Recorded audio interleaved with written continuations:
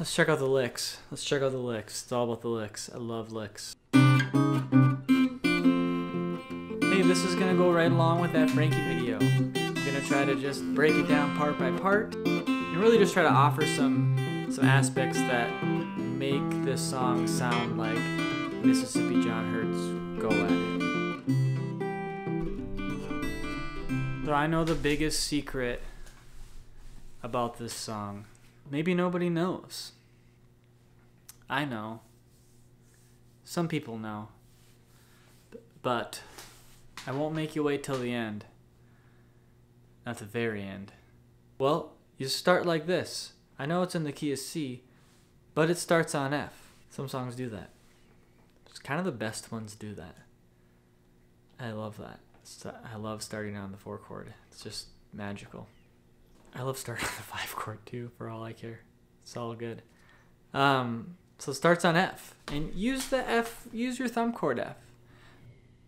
Don't use the bar chord because you're going to need those fingers. You're going to need this finger anyway. So yeah, you got your thumb chord F. And what else you got? You've got a C chord. You've got a C chord with your pinky. You need the pinky a lot, I guess. You got an E chord, E7, which is making use of that pinky again. You've got yourself a G, and I'm playing this like what I call finger style G, so it's looks like your C almost. The thing about that G is don't put that pinky on the first string. Put it on the second string. He's just doing a little melody thing with that open E string. So go for that.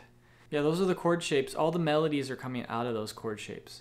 So if you're playing a different chord shape, it's going to be harder to get the melody to sound like the recording in 1928.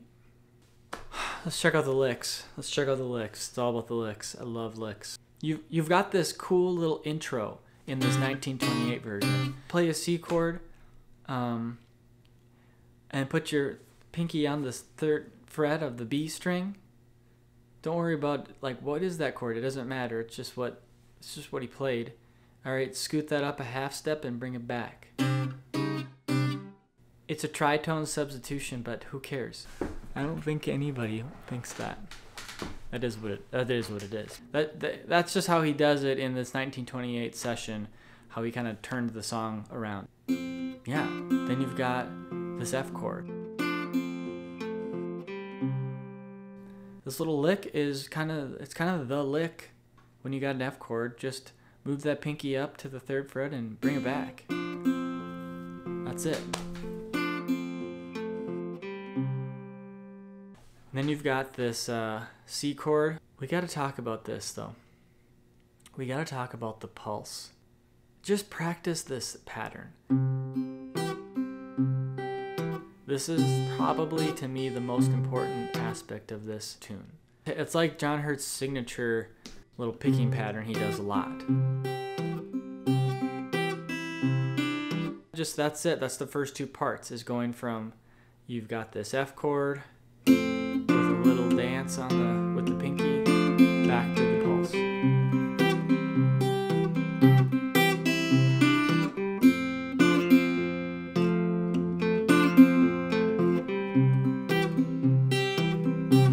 Next part's probably the hardest part of this whole tune, and it's this little hammer-on your E7. You've got this E7 chord, and you've got to do a hammer-on to the 1st fret of the G string, and at that same moment in time, plop your thumb on the, what is that string? The D string.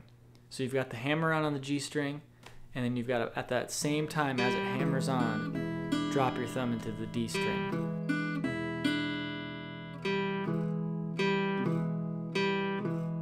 That's a trick. Just do it over and over until it feels better. If you think about it, it's weird.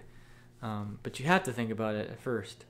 So, and then you're back to that F chord with that same little kind of dance up to the 3rd fret. Then there's this nice little lick that is often overlooked. In fact, I've overlooked it several times.